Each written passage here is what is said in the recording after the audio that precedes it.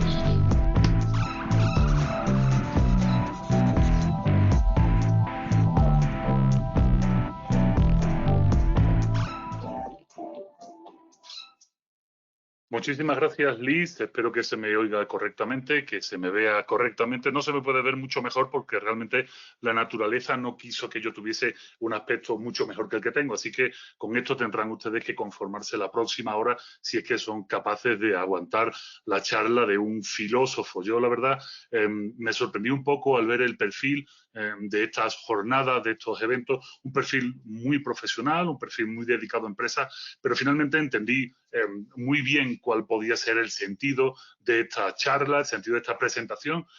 Voy a utilizar el libro Filosofía para Desconfiados, pero como una excusa para contaros no solo de qué va el libro, sino también cómo podría ser aplicable a vuestra realidad cotidiana, a la realidad empresarial por una razón muy sencilla, porque sea cual sea el tipo de empresa, si es que sois empresarios los que me están viendo ahora mismo, sea cual sea el tipo de empresa, tienen varios factores que van a ser imposibles de eludir ni ahora ni nunca, incluso desde el confinamiento, es imposible de eludir. Y esos factores pues son muy sencillos. Es principalmente para mí, en mi ámbito de trabajo, el factor humano. Y cuando hablamos de factor humano, pues verán, seguramente habrá muchísimos psicólogos, pedagogos, sociólogos, antropólogos que trabajen el factor humano desde el punto de vista empresarial, sociológico, financiero, económico, pero la única disciplina que lleva más de 2.500 años trabajando sobre el animal humano, trabajando sobre cuáles son nuestros intereses, nuestras necesidades, trabajando sobre cuál es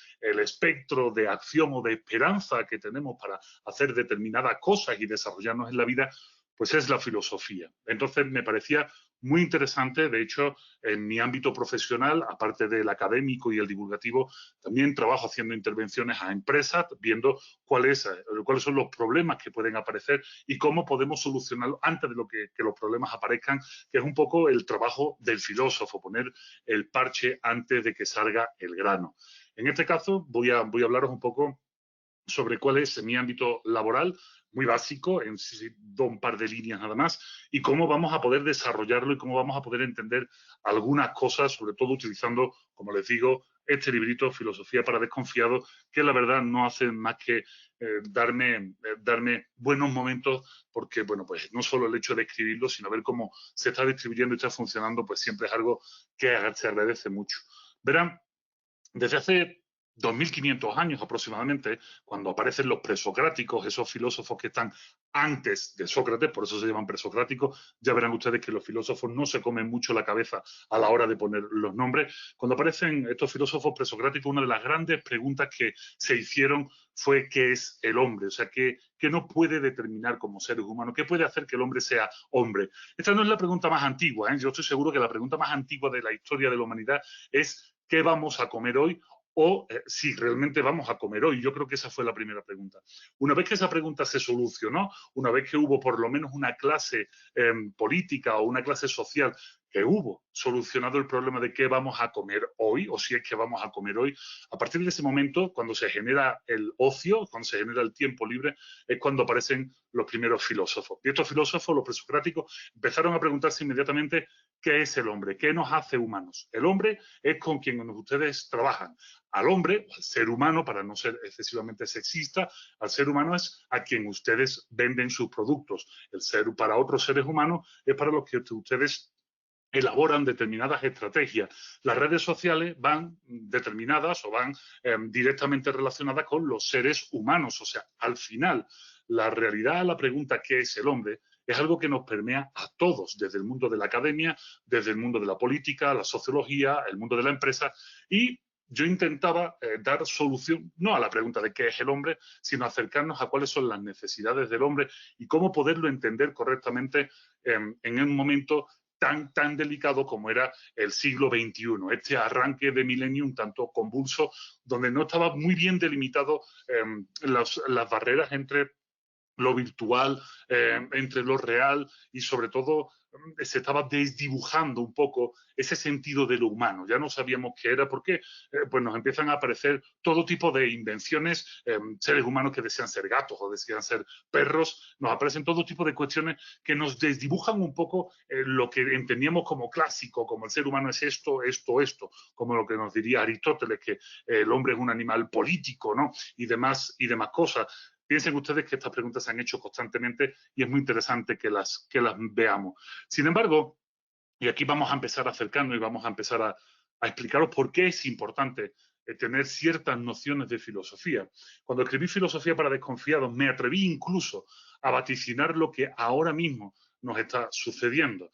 Los filósofos tenemos la suerte de tener 2500 años de historia, con lo que tenemos un background, que dirían los amantes de los términos ingleses, tenemos bueno, pues una reserva, tenemos una experiencia bastante amplia sobre cómo funciona el mundo y sobre qué cosas van a pasar en el mundo. Y una de las cosas que yo planteé y que seguramente mi editor de Planeta dijo, este tío está loco, eran tres finales posibles de la sociedad humana, de la civilización humana. Empiezo por el final del libro, lo siento, estoy spoileando un libro de filosofía, esto la verdad no tiene la menor importancia, no hablamos de Juego de Tronos o de Breaking Bad, esto es un libro de filosofía, o sea que spoilearlo no tiene problema ninguno, no se me amarguen ni se me rajen las vestiduras, pero lo que sí hice fue hacer un vaticinio. Quise demostrar un poco el poder que tiene el conocimiento, el saber qué ha pasado en la historia y sobre todo cómo somos los seres humanos. Hice un pequeño vaticinio. Quiero recordarles que este libro se publica en junio del año 2019. Obviamente el libro ya llevaba escrito bastante tiempo más, así que el libro, pónganse ustedes que se escribió ya por el año 2017. Pues fíjense qué divertido cuando escribo este libro y se publica, cuando mi editor dice estás medio loco porque escribo una parte que se llama 3 escenarios apocalípticos, o sea, 3 posibles finales de la sociedad humana tal como lo entendemos hoy en día. Y el primer final posible que planteo, y aquí os lo pongo justo delante de la cámara, espero que lo podáis leer bien, lo estáis viendo bien, ¿verdad? Pues sí, la pandemia. La pandemia era el primer final apocalíptico para el modelo social, para el modelo humano que yo desarrollé en todo este libro.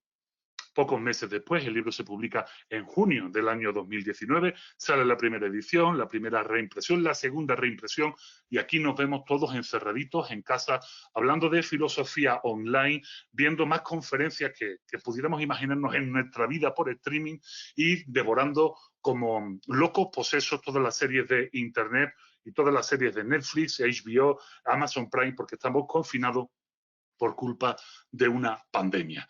Que nadie me venga a decir que nadie esperaba que esto sucediera. Yo lo tengo escrito del año 2019. Sabíamos que esto iba a pasar, igual que sabemos otros escenarios, y también sabíamos cómo nos íbamos a comportar y por qué. Bueno, ahora vamos al turrón del libro, vamos un poco a la esencia de lo que yo vengo a contaros y que creo que podréis aprovechar si sois del mundo de la empresa para vuestro propio beneficio, pero sobre todo para mejorar el tejido social de vuestra propia empresa y algo mucho más importante, el entorno familiar y social que lleva aparejada toda cualquier situación de trabajo, de empresa. Porque esto es más importante de lo que la gente se cree.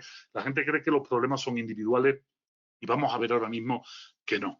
Verán, cuando la filosofía empieza a cuestionarse por el hombre, empezamos a decir cosas bastante peregrinas, como por ejemplo que el hombre es el único animal racional. Después intentamos ampliarlo un poco porque nos damos cuenta de que algunos animales parece que razonan, ¿no? Que tienen algún tipo de pensamiento mínimamente mecánico. Entonces decimos que el hombre es un animal racional, que tiene un lenguaje articulado que le permite desarrollar un pensamiento abstracto. Ya vamos alargando las cosas, ¿verdad?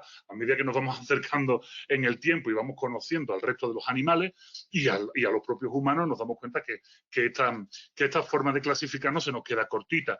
Después nos damos cuenta que también hay que meter más cosas en el paquete y empezamos a decir que el animal humano es el único que tiene sentido del humor, es el único que es capaz de sentir el amor de una manera trascendental. Decimos eso, que deseamos trascender, o sea, dejar algo para la posteridad. O sea, cada vez ampliamos más y más y más y más.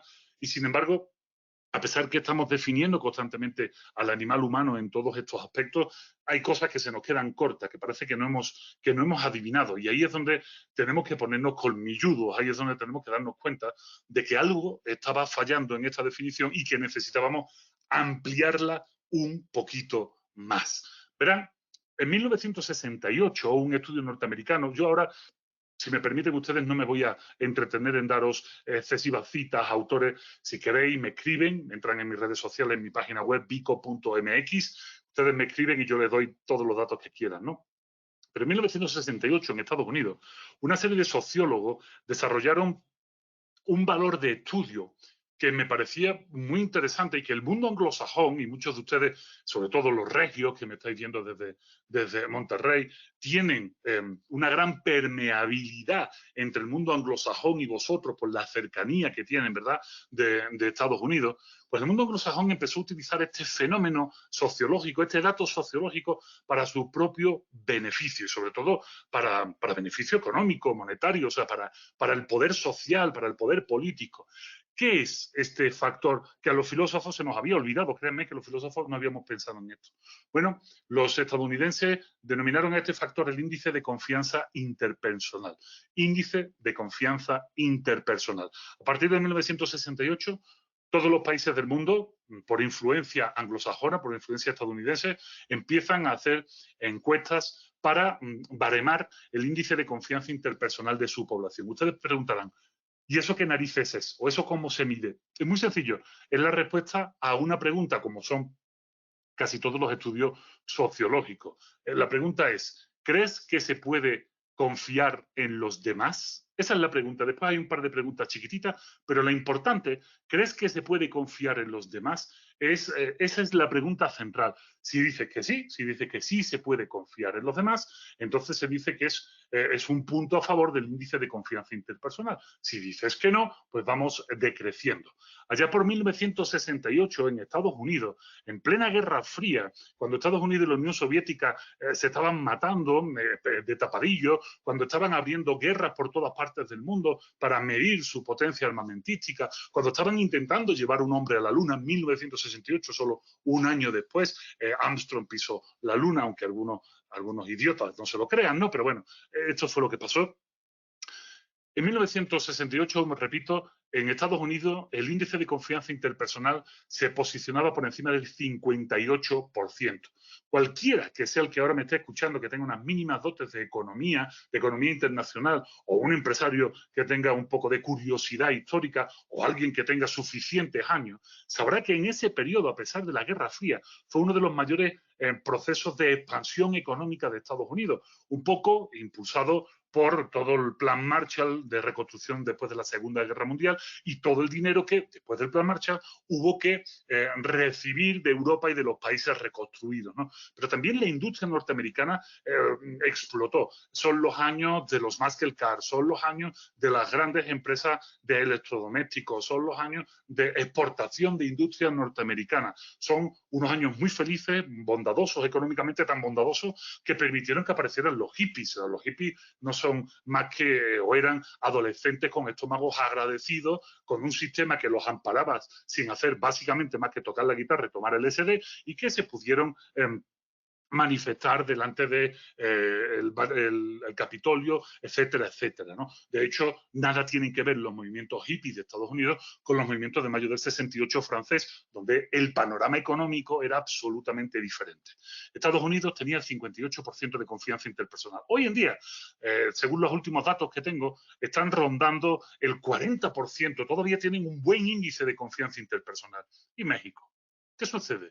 con México. ¿Qué nos pasa a los mexicanos? Y digo los mexicanos porque pues yo ya llevo 7 años viviendo en México y mi esposa es mexicana, mis hijas son mexicanas y me considero uno más a pesar de este acentazo de gallego que tengo, ¿no? Bueno, pues lo que sucede en México es que allá por el año 96, estábamos por encima del 30% de confianza interpersonal. No es un mal dato, es en lo que ahora mismo se encuentra Portugal, por ejemplo, en Europa. Sin embargo, a partir del año 96 empieza a caer en picado el dato de confianza interpersonal. Y esto a mí como filósofo me llamó muchísimo la atención, porque yo decía, sí, ¿por qué es tan importante la confianza? O sea, ¿por qué este dato le dan tanta importancia en el mundo anglosajón y en el mundo latino parece que no le prestamos la más mínima atención?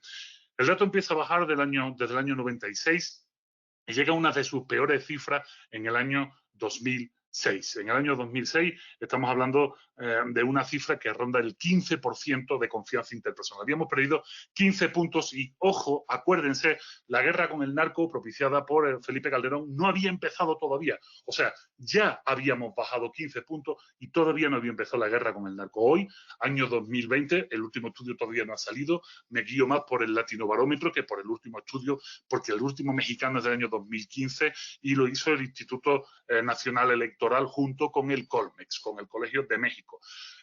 Bueno, pues en el Latinobarómetro de hace 2 años el dato estaba rondando el 12 o el 13%. O sea, bajó mucho más del año 96 al año 2002 que lo que bajó a 2006, perdón, que lo que bajó del año 2006 a ahora. Hubo un problema. Perdimos la confianza. ¿Y para qué sirve la confianza interpersonal? Esto sí es realmente interesante. Tomen nota, esto cae en examen, por favor. Decía el estudio norteamericano del año 1968, y esto me hizo explotar la cabeza y van ustedes a entender por qué. Decía que una sociedad con un alto valor de confianza interpersonal, o sea, con una buena cifra, un buen dato, una sociedad que confiara mucho en los demás, sería, primero, una sociedad más democrática. Esto es demoledor y no hay tiempo, porque esto tendríamos que hablar de filosofía política y tendríamos que pegarnos un semestre entero hablando de qué es la democracia, por qué es mejor que otro sistema, dónde falla la democracia, etcétera. Pero vamos a quedarnos con este dato.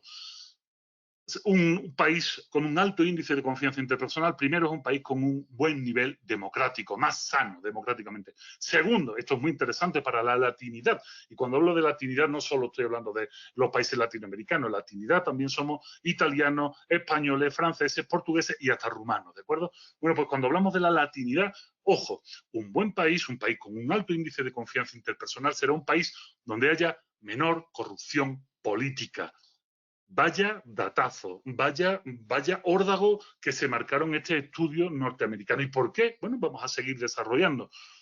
Tercero, un país con un alto índice de confianza interpersonal será un país donde sus ciudadanos serán más inteligentes, más inteligentes. Esto ya parece casi nos estamos acercando a un libro de Paulo Coelho, ¿verdad? O sea, ya da un poco de miedo porque ya estamos viendo situaciones que se nos escapan de las manos. Pero la cuarta última pata de este estudio norteamericano decía que un país con alto índice de confianza interpersonal será un país donde sus ciudadanos sean más felices. Y aquí, inmediatamente, todos los filósofos, absolutamente todos los filósofos, nos quitamos el cinturón para apalear a alguien. ¿Por qué?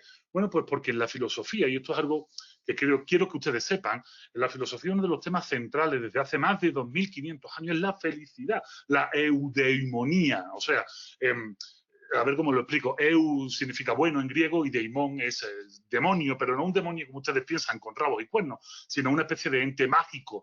Entonces, cuando se habla de eudaimonía, de eudeimon, por ejemplo, se está hablando de una especie de buen duende. Esto es una palabra muy propia de los andaluces, ¿no? Yo soy andaluz, yo soy español, el duende, la magia. Para los franceses, el ponente anterior al francés, hablaríamos del esprit, del espíritu. O sea, la eudaimonía, que después hemos traducido como felicidad, es la base de todos los estudios de ética, cuidado, de ética, ya se ha nombrado la ética varias veces en este foro, es la base de los estudios de ética, porque toda la filosofía se congrega alrededor de la idea de que el ser humano, el único sentido que tiene en la vida es poder llegar a ser feliz, sea la felicidad como queramos definirlo y con los complementos que queramos ponerle.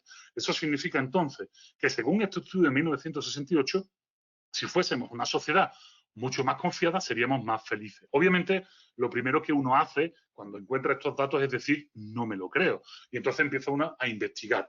¿Quién es el país con mayor índice de confianza interpersonal del mundo? Bueno, pues desde hace 4, 5, 6 años, el país que está en la cumbre, creo que son más años, pero créanme, tampoco me molesté en investigar tanto. El país que está en la cumbre ahora mismo de confianza interpersonal, junto con otros 3, imagínenselo, es Finlandia. Finlandia, Suecia, Noruega, Dinamarca, en este orden se van rotando unos y otros. Resulta que en el país finlandés tienen un profundo sentimiento democrático y tienen una democracia muy sana, muy viva. De hecho, es muy difícil que aparezca un solo partido hegemónico. Tienen que llegar a acuerdos con partidos muy pequeños, están muy divididos y tienen que llegar a acuerdos de Estado. Y esto obliga constantemente a estar cuestionándose las cosas, al estar haciendo consultas públicas. La gente tiene una gran participación en la política. Luego, el primer dato de este estudio norteamericano tenía razón. Finlandia, junto con el resto de países escandinavos, son los países que tienen los datos de corrupción política más bajos del mundo. De hecho, un programa de televisión español fue a Suecia a hacer una entrevista a la ciudadanía, a preguntarle cuándo recordaban un escándalo político de corrupción. Verán, esto se hace en México y dice, ahí en la esquina. O sea, en la esquina me acaban de intentar bajar el varo, pues, un policía, o he tenido que dar una mordida para que salga el predial a tiempo, o he tenido que brincar el coche en el verificent, ¿verdad? No le estoy diciendo nada nuevo. En Suecia, la ciudadanía recordaba que sobre 1985 había habido un caso de corrupción política. Bueno, pues la segunda pata también se cumple. ¿Qué hay de la tercera pata? Bueno, pues Finlandia, los estudiantes finlandeses son los que ocupan desde que los informes PISA se hacen. O sea, realmente siempre han ocupado el tope de los informes PISA, que son esos informes que evalúan el rendimiento educativo y las capacidades que tienen sobre 3 factores de educación los alumnos. Finlandia siempre ha estado arriba y esto ha hecho que otros muchos países como Corea del Sur, como Japón, intenten combatir, intenten pelear por ese puesto y sí están subiendo mucho. Sin embargo, están subiendo mucho a costa de que sus alumnos se están suicidando. Y en Finlandia esto no pasa. Claro que hay un alto índice de suicidio, todos los países escandinavos lo tienen, porque perdónenme ustedes, es un país muy frío, es un país muy oscuro, hay zonas del norte de Finlandia donde tienen 6 meses de oscuridad, otros 6 meses de luz, es un país propicio para suicidarte, desde luego. Y aún así están revirtiendo ese problema propio endogámico por el sitio, la ubicación geográfica donde se sitúa. Pero además, resulta que según la UNESCO, Finlandia, por tercer año consecutivo, es el país más feliz del mundo. Finlandia, donde hace un frío que pela, donde la gente vive siempre encerradas en sus casas. Finlandia, no México, que tenemos playas, que tenemos desiertos, que tenemos montañas, que tenemos un clima maravilloso en alguna parte, en Mexicali no, pero que tenemos todas las posibilidades para vivir bien, para ser felices. Y no, México está muy lejos de estar en el ranking de los 10 países más felices del mundo. Así que va a resultar que los norteamericanos en 1968 tenían razón. Y sin embargo, este dato de confianza interpersonal es algo que no se mueve, que no se dice, que no se comenta, que no sale en las encuestas públicas. Y sin embargo, la información que nos llega por redes sociales, que ya sabemos cómo funcionan, y esta no es la conferencia para hablar de redes sociales, pero ya se lo pueden imaginar, la gente tiene la percepción de que su país es uno de los más felices del mundo. Y no es verdad, a menos, claro, que seas finlandés, porque si no eres finlandés te aseguro que tu país no es de los más felices del mundo. De hecho, creo, si no me falla la memoria, que el país mejor rankeado de Latinoamérica es Puerto Rico, ¿no? Creo, si no me falla la memoria. Alguno seguro que ya estará buscando y que para rebatirme o para ampliar esta información. ¿Qué es la confianza? Filosóficamente apenas se ha estudiado. Es un concepto que por mucho que lo he buscado en los diccionarios de filosofía no aparece, por mucho que he hablado con mis colegas, pues no es un dato que se le dé importancia a este hecho de la confianza. Y sin embargo, para mí era muy importante ver por qué es tan vital, tan crucial en el desarrollo del ser humano. Verán, para eso los filósofos tenemos que definir. Y lo que yo hice fue definir el concepto de confianza. Así, ¿cómo funciona la confianza? ¿Qué es la confianza? Por mucho que lo busques en los diccionarios, son cosas bastante suaves, ¿no? Si buscamos las etimologías latinas, bueno, pues esto es algo que no ha cambiado en 2000 años, esta palabra, con, no ha cambiado, y fidere, fiar, o sea, Algo que, si yo te digo, pues confiar viene de confiar, pues todos ustedes me van a decir, pues vaya estupidez de definición. Así que tuve que montar la definición que fuera más cercana a la realidad. Finalmente, la definición que doy de confianza es saber que el otro, porque la confianza no parte de uno, parte de que tiene que haber un otro, saber que el otro va a hacer lo que tú esperas que haga. Eso es confiar. Y ustedes dirán, ¡uf, qué etéreo, qué difícil de acercar! ¿Y la autoconfianza qué? Bueno, la autoconfianza es un concepto inventado en el siglo XX. En realidad va más cerca de la autoestima que de la autoconfianza, pero queda muy bonito en los libros de autoayuda, la gente los compra y se cree el rollo, ¿no? Vamos más por la autoestima, pero bueno, yo no soy psicólogo ni voy a hablar de autoestima. Confianza, entonces, es saber que el otro hará lo que se espera que haga. ¿Cómo os lo aterrizo para que sea sencillo? Muy fácil, vamos a poner el día a día de vuestra vida para que os deis cuenta lo sencillo que es entender qué es confiar. Verán, si ustedes van a desayunar, salen por la mañana, imagínense, es un sábado, se van con su familia, no ahora, estamos en cuarentena y si están saliendo, pues cuidado, son unos irresponsables. Si sales a desayunar, imagínense, hace un año, sales a desayunar a cualquier restaurante con tu familia, tú confías en que el cocinero va a hacer lo que se espera que haga, o sea, procesar bien los alimentos, cocinar bien los alimentos para no envenenarte. Ahí tienes un ejercicio de confianza que estás haciendo. De hecho, sigo. También confías en que el valet parking al que le has dejado el Mercedes, pues por supuesto no te lo va a rayar, lo va a tratar bien y no vas a tener problemas. De hecho, vamos a seguir. Cuando llevamos a los niños a la escuela, confiamos que los profesores y toda la institución cuide de nuestros hijos. Es un ejercicio que hacemos de confianza hacia la institución y en particular hacia los profesores.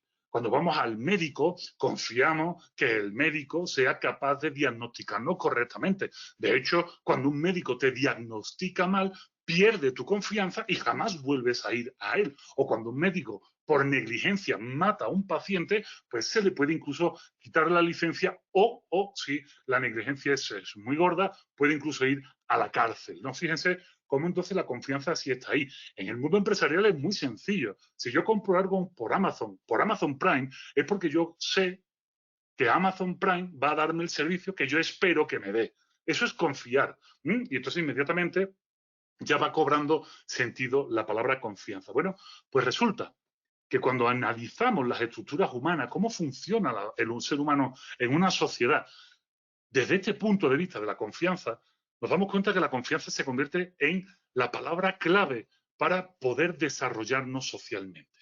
¿Por qué? Bueno, os lo voy a explicar fácil para que lo entendamos. De eso trata Filosofía para Desconfiados y mi forma de divulgación. Yo no sé si alguno de las personas que me están oyendo es un catedrático de metafísica o un especialista en economía o un ama de casa que tiene curiosidad o un amo de casa que tiene curiosidad. De tal manera que intento dar el nivel medio para que todo el mundo me entienda. Si empezamos a estudiar por encima, con una enciclopedia de historia básica, sencillita, cuáles han sido los grandes modelos sociopolíticos de la historia, nos daremos cuenta de que todos han durado, algunos han durado 4 o 5 mil años, como pueden ser las dinastías faraónicas en Egipto, otras han durado unos 800 años, como el Imperio Romano de Occidente, el de Oriente duró más, pero bueno, eso es historia.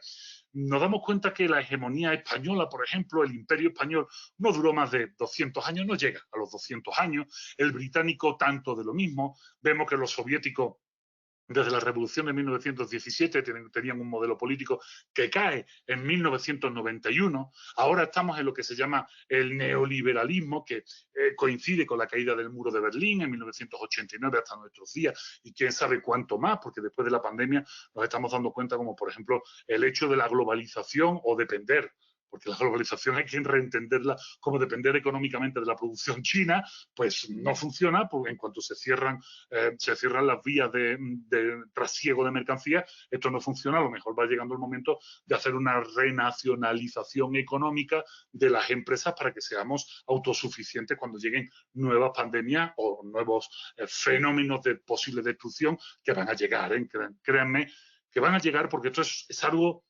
inherente a nuestra especie.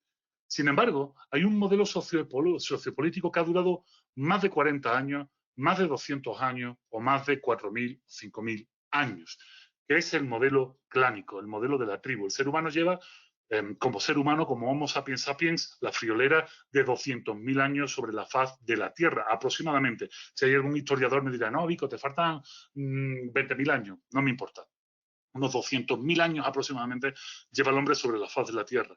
Y aún hoy, si nos vamos a la selva del Amazonas, a lo que Bolsonaro esté dejando de la selva del Amazonas, y vemos a los Yanomami, veremos que hoy, en el año 2020 de nuestra era, resulta que estos señores siguen viviendo en un sistema clánico, en un sistema de tribu. Si nos vamos a la Polinesia, vemos a los Mentawai, por ejemplo, veremos que también siguen viviendo así. Si nos vamos al África Negra, si vemos a los Himba, veremos que también viven bajo un sistema clánico.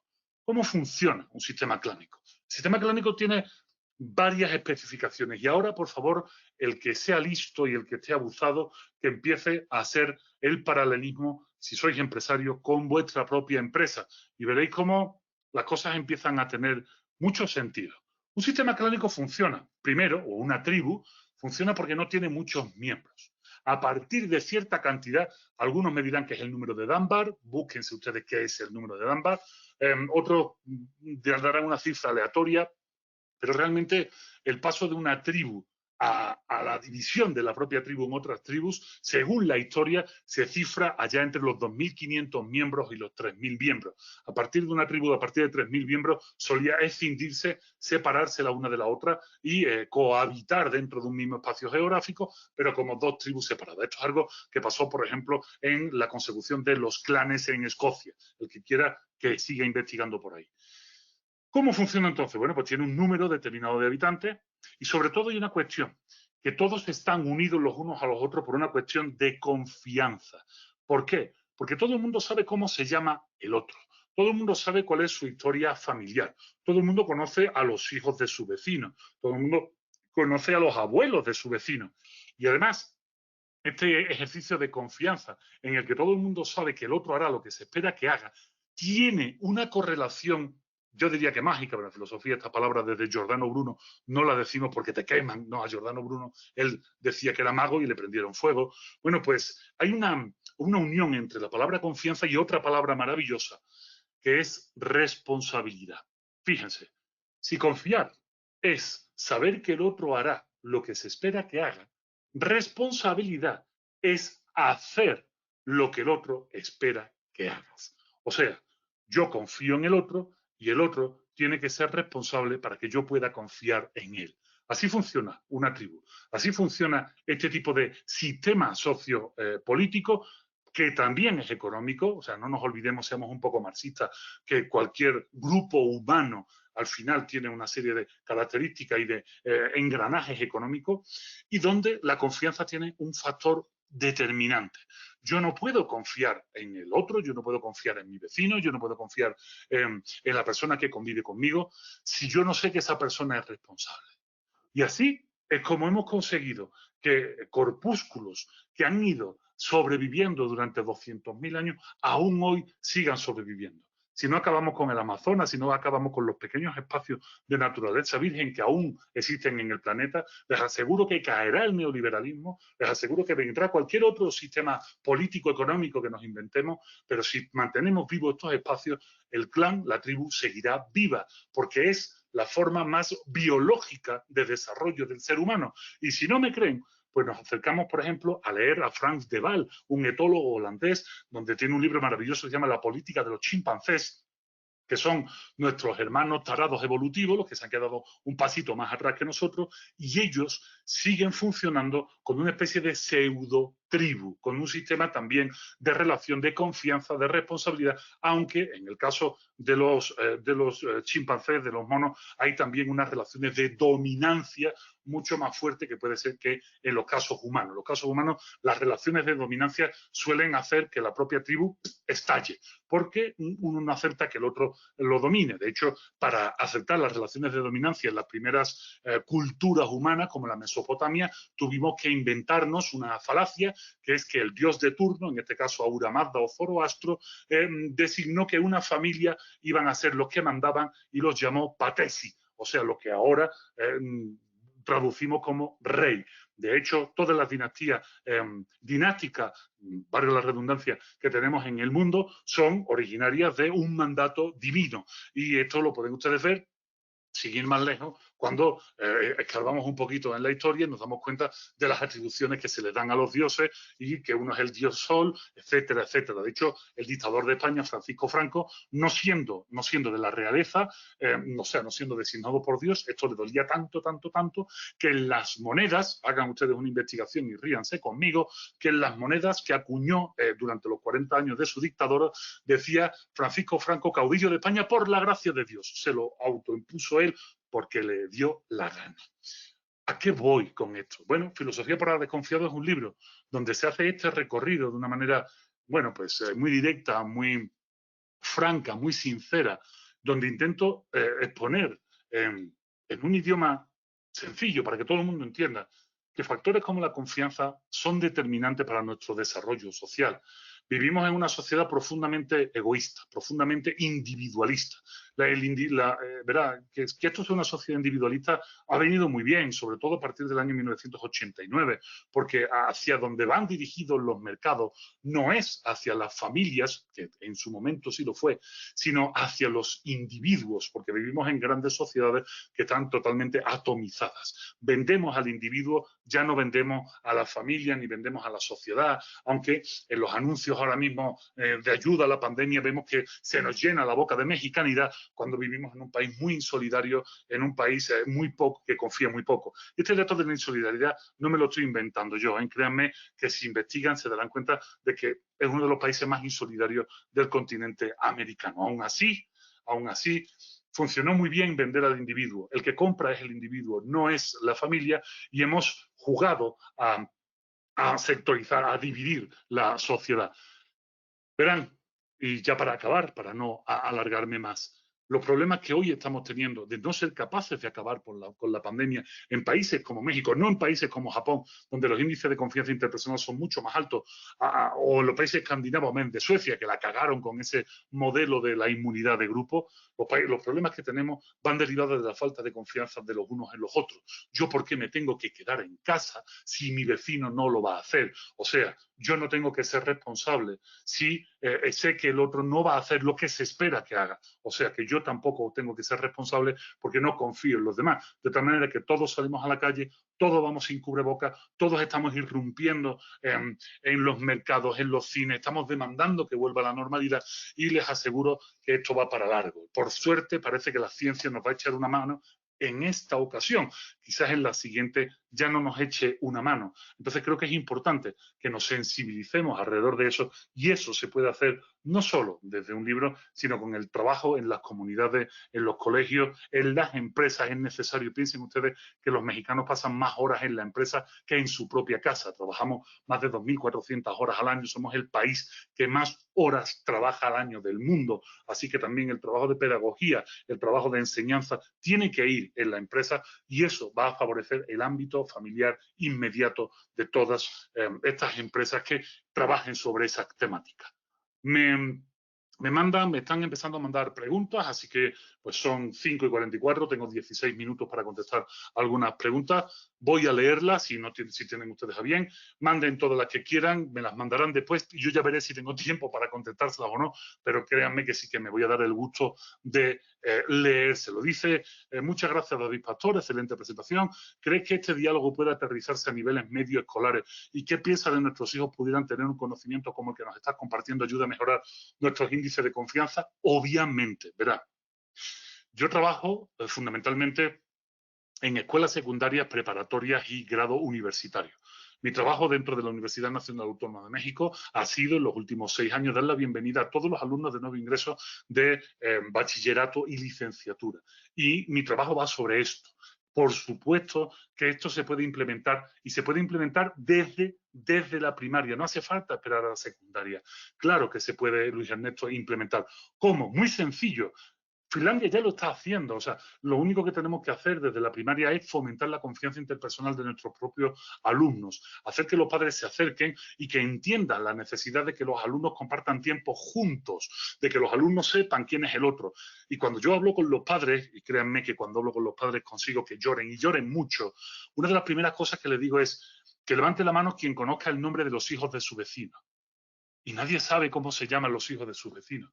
Y entonces les digo, bueno, si ustedes no saben cómo se llaman los hijos de sus vecinos, ¿con quién juegan sus hijos? Resulta que sus hijos no juegan en la calle, juegan en la escuela, no juegan en la escuela, porque lamentablemente tenemos muy poco tiempo en las escuelas para que los niños jueguen y en los recreos, créanme, los niños no juegan, los niños están cada uno con su teléfono celular porque han perdido la gran capacidad de las habilidades sociales de relacionarse. Por supuesto que sí, que a niveles escolares esto es fácil de aterrizar, hay propuestas, hay cosas ya muy bien hechas que redundan no solo en la confianza, sino en la adquisición del pensamiento crítico. Libros como, por ejemplo, El arte de pensar para niños, de José Carlos Ruiz, es un libro que salió publicado hace un par de años y que puede ayudarnos bastante. Bueno, mi propio trabajo en las escuelas sirve para hacer esto. Y claro, que levanta los índices de confianza. Verán, si yo les pregunto a ustedes como adultos si recuerdan el nombre de los niños con los que ustedes jugaban cuando chicos, todos o casi todos, excepto algún Forever Alone que haya por aquí, me dirá que sí los recuerdan. Y eso significa que ustedes jugaron con ellos y que confiaron en ellos y que sus vecinos, los padres de estos niños, confiaban en sus padres, en los vuestros, y que permitían que los hijos jugaran juntos. Incluso ustedes entraban en sus casas. Todo esto se puede volver a hacer, porque perdónenme, no todo el mundo vive con un narco, con un asesino al lado de vecinos, ¿de acuerdo? Eso es un índice muy, muy pequeño de la sociedad. Y además, no seamos tarugos. Si tu vecino parece un ganso, vuela como un ganso y te lo comes y sabe a ganso, no te equivoques, tu vecino es un ganso. O sea, si parece un narco, viste como un narco, se comporta como un narco, seguramente es un narco, así que no permitirá que tus hijos se junten con tu vecino. Por el resto, la sociedad no es tan injusta ni tan demoledora. Entonces, se puede hacer, es un trabajo que se tiene que hacer con los niños y con los padres, y es un trabajo que, en lo personal, yo lo hago aunque me sienta muy solo. ¿Y cómo incrementamos el nivel de confianza interpersonal? Verán, voy a ser absolutamente radical, duro y feo. Los adultos ya estamos podridos. Llevamos educados en un sistema individualista, como os digo, que explotó en 1989 y nosotros en lo particular estamos podridos. Lo único que nos queda es el recuerdo del buen trabajo o mal trabajo que hicieron nuestros padres con nosotros. Sin embargo, todo está escrito y volver a levantar los niveles de confianza interpersonal ya no va a ser en nuestra generación, tiene que ser en la generación que viene, tiene que ser en los jóvenes. Como digo, nosotros estamos podridos, solo podemos facilitar a nuestros hijos que retomen esos valores de la confianza, que no es más que dejarlos que jueguen todo el día en la calle con sus vecinos. Y si tenemos miedo porque la calle es peligrosa, pues nos jodemos, abrimos la puerta de nuestra casa y metemos a los niños dentro de casa, igual que hacían nuestros padres con nosotros cuando llovía y no nos podíamos quedar en casa. Y verán que es que solos, los niños van a desarrollar ese valor de la confianza. Esto es lo que hacen en Finlandia. Verán, en Finlandia los niños entran en la escuela con 7 años. La primaria no empieza con 6, empieza con 7, porque los finlandeses saben que el niño tiene que ser niño el mayor tiempo posible. Así que los dejan jugar hasta los 7 años. A partir de los 7 años, el niño entra en primaria, pero en primaria están 4 horas al día, ¿eh? Cuidado, 4 horas al día. Entonces, ¿qué sucede? ¿Qué sucede con estos niños? Que lo que potencian en los niños es que jueguen durante las 2 primeras semanas de clase. Durante esas 2 primeras semanas potencian la unión de vínculos interpersonales. ¿Cómo te llama? ¿Con dónde vive? ¿Cómo se llama tu padre? ¿A qué se dedica tu mamá? ¿Qué colores te gustan? Etcétera, etcétera, etcétera. Y entonces, desde primaria, generan un buen cuerpo social para poder trabajar. Cuando los niños funcionan así, aprenden mucho más rápido, adquieren habilidades sociales de una manera mucho más espontánea, como por ejemplo la empatía. Cuidado, hablo de Finlandia, el primer país que desarrolló un método para acabar con el bullying, el método Kiva, y que consiguió acabar con el bullying. O sea, en Finlandia han acabado con el bullying y cuando aparecen o gestionan este método. Y este método es tan fácil como responsabilizar a todos los compañeros de la escuela cuando aparece un acosador, responsabilizan a esos compañeros de la aparición de ese acosador. Así que los compañeros son los que apartan al acosador del acosado. No tiene que haber, un profesor que sea la autoridad, no, son los propios compañeros. Ese es el ejercicio de confianza y responsabilidad. Así que ahí tenemos la forma de incrementar los niveles de confianza. Como digo, nosotros estamos podridos, pero tenemos que generar que las nuevas generaciones sí consigan desarrollarlo convenientemente. Vi que tu libro se encuentra en varios formatos. ¿El audiolibro fue narrado con tu voz? Pues sí, el audiolibro lo narro yo. El audiolibro lo pueden encontrar ustedes en las plataformas de audiolibro. Ahora mismo tengo la fortuna de que mi libro en la plataforma Storytel en España, ahora mismo, es uno de los más buscados, está funcionando francamente bien. En México también está funcionando increíblemente bien, ya está dentro del rubro de libros para comprender el presente. Así que sí, ahí podrán encontrar el audiolibro. El libro en formato físico pues lo pueden comprar ahora mismo en cualquier de estas plataformas o en cualquier tienda departamental y se los llevan a casa, y también lo van a encontrar en formato digital. Tanto en el ámbito público como en el privado, la corrupción ha estado presente en toda la historia de la humanidad. Bueno, no es tan así, pero vamos a decir que sí.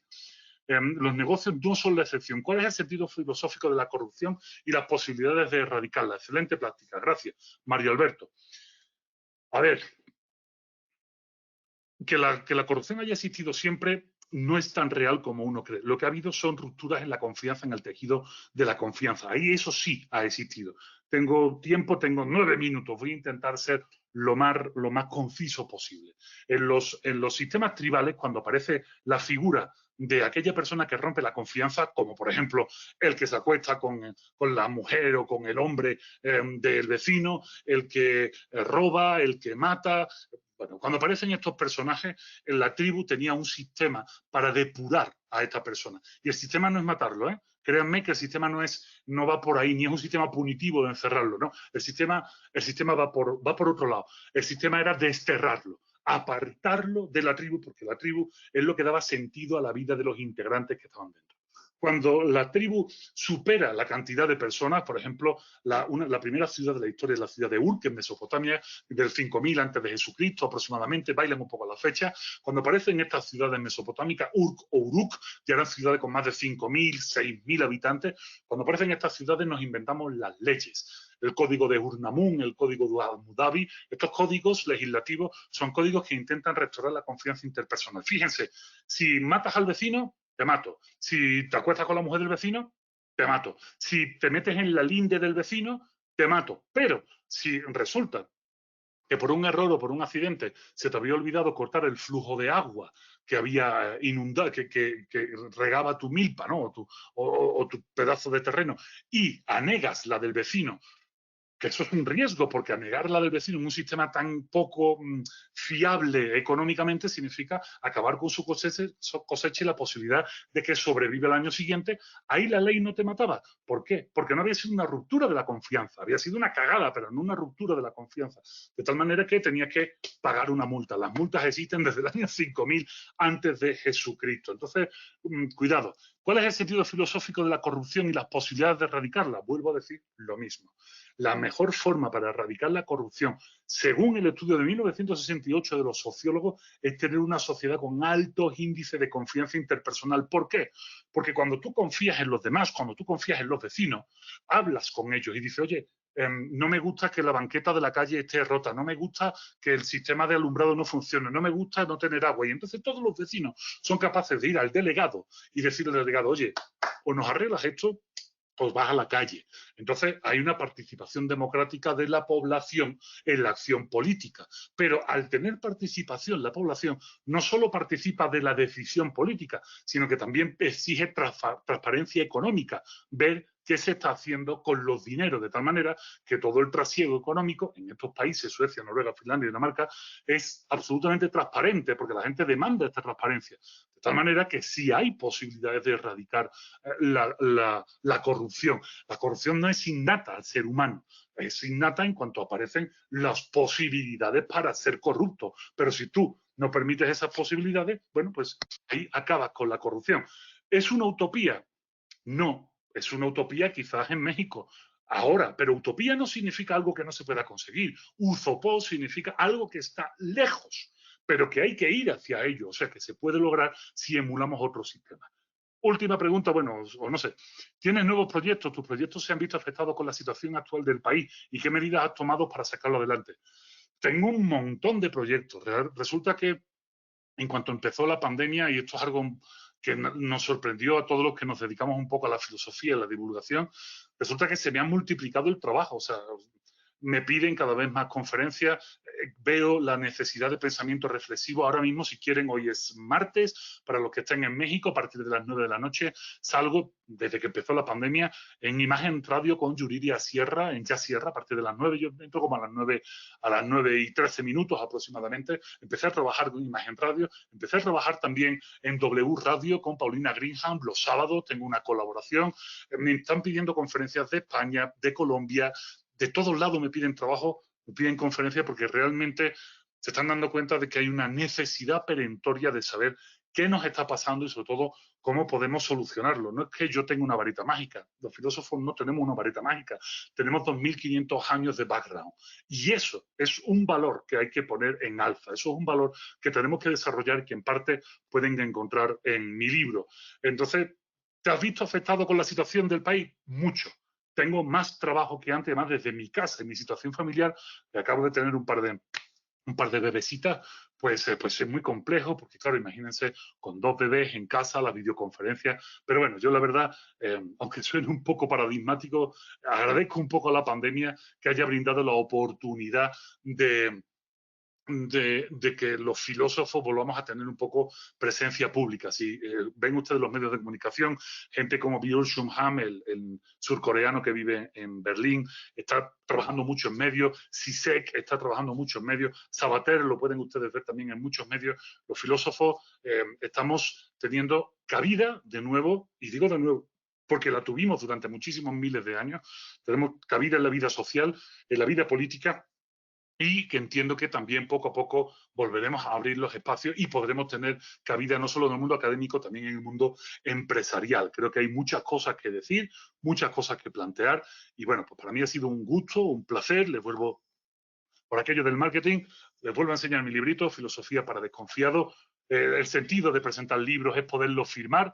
Espero poder ir pronto a Monterrey, iba a ir, pero bueno, todo se ha ido un poquito retrasando. Así que bueno, pues muchísimas gracias. Y Liz, un placer y espero no haber aburrido a mucha gente. No, claro que no, Vico, al contrario, un placer tenerte con nosotros. Muchísimas gracias nuevamente por haber aceptado esta invitación y sin duda todo lo que nos compartes desde la perspectiva de la filosofía es muy importante y creo que pues a todos nos ha dejado bastante esta plática tan enriquecedora. Gracias nuevamente y pues claro que sí, te esperamos pronto pues en Monterrey. Muchísimas gracias y bueno, quien quiera, supongo que ahora darán mis redes sociales y si no, mi página web, vico.mx, ahí me tienen para lo que guste.